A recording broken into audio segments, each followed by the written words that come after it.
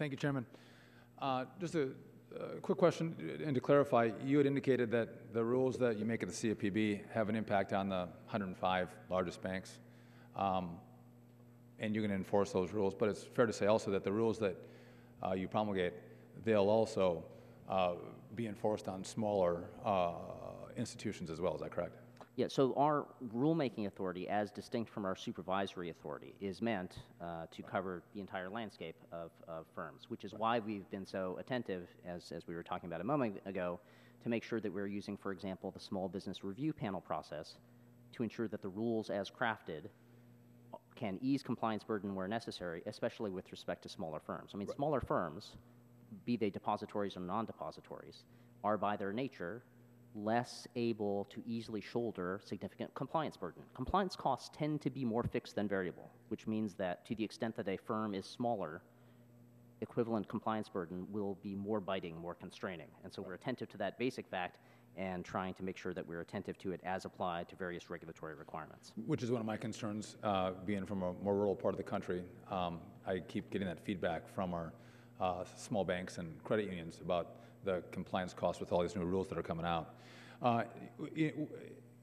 Within the CFPB, those who are dealing with disclosure issues with QM and QRM, and as well as the disclosure forms, are you guys all communicating? So when QM and QRM and these disclosure forms all come out, we're not going to have different waves of compliance issues for small banking institutions or all institutions? Are you guys all talking together? So it's going to be very fluid, and we're not going to have one rule come out with QM that will then maybe be modified when the disclosure forms come out. You guys are all talking. This is going to be a very smooth process. Yeah, Dodd-Frank contemplates a number of reforms to the mortgage market, quite appropriately in my opinion, given how many facets of the mortgage market prove to be quite not up to the task of pricing and calibrating risk.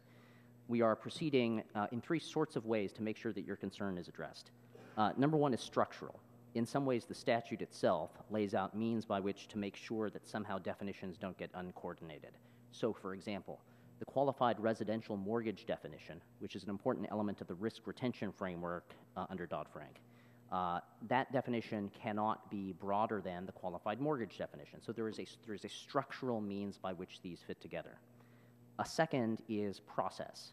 So there is great advantage. It is not easy on the team, but there is a great advantage to actually developing all of these areas simultaneously so that we are thinking about those interactions instead of in series, really thinking about them as an integrated whole. So what the process and the practice internally is, you're all communicating this, you're trying to make it as simple and easy as possible for all these small institutions? Yeah, absolutely, because compliance burden is fundamentally, can be dead weight in the economy. We want to make things as easy as possible and still achieve the consumer protection aims appropriately baked in the statute.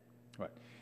Switching gears a little bit, you've heard the argument, we've heard it today, and we've read articles as well, that the new rules may reduce the power of consumers to choose different products that may work for them. I think the chair brought this up earlier, but this example of Habitat for Humanity, an example where they may have issues with making loans to not as wealthy individuals in our community because of the risk for making that loan and the ability to repay.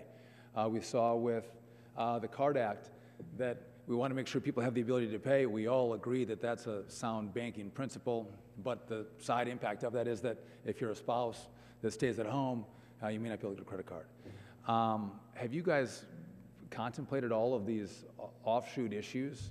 I know you're trying to do the right thing. I know we're trying to make the process work better. We're trying to protect consumers, but in the end, there is some unintended consequences. I mean, I don't imagine you guys intend to have Habitat for Humanity not be able to engage in a loan and build a home for a low-income family in communities across America. I don't imagine that's your intent, but that's the reality of some of these rules that are coming out. How do you guys plan on addressing that? Well, our rulemaking process does not lack for deliberation, and it certainly doesn't lack for transparency and getting feedback from the public. And so, for example, in the case of Habitat for Humanity, or frankly, lots of other institutions that are concerned with providing credit to especially underserved segments of the population, we absolutely have heard the feedback, and we are sufficiently early in the process to make sure that we think about how it is that these things fit together. We take the feedback for what it is intended to, which is to help inform a better, more nuanced rule that works not just for now, but for the long term and for the entire market.